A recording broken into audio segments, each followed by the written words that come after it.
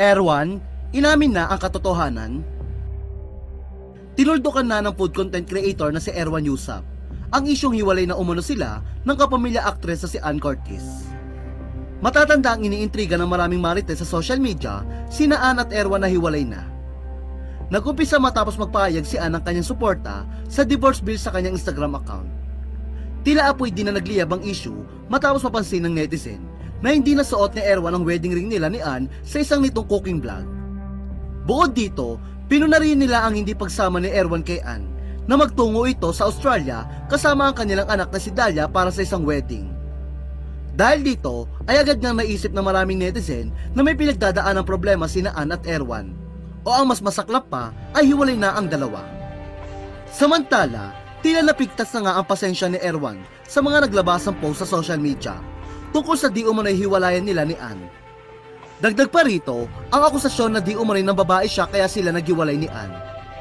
Tinuldukan nga ni Erwan ang issue sa pamamagitan ng isang Instagram post kung saan ibinahagi niya ang ilang sweet photos sila ni Ann kasama ang anak nila si Dalia habang nasa isang seafood restaurant sila sa Singapore.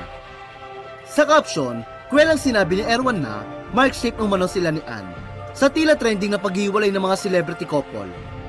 At kasunod nga nito, sinupalpal ni Erwan ang mga gumagawa ng isyong naghiwalay sila ni Ann.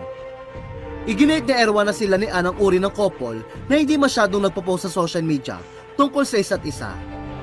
Bukod dito, iginit din ni Erwan na wala silang dapat patunayan ni Ann sa kahit sinong tao. Aniya, Ann and I have never really posted much about each other online. It's just how we are. We don't feel the need to prove anything to anyone. Sa uli, pinayuhan naman ni Erwan ang maraming netizen na huwag agad maniwala sa mga nababasa o napapanood nila sa social media.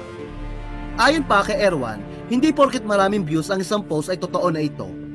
Aniya, but everyone has to work on being less gullible online. Information can be weaponized. This was not a big deal, but imagine, it's something that has real-world repercussion. Just because something has lots of views doesn't make it real. Take a Facebook detox.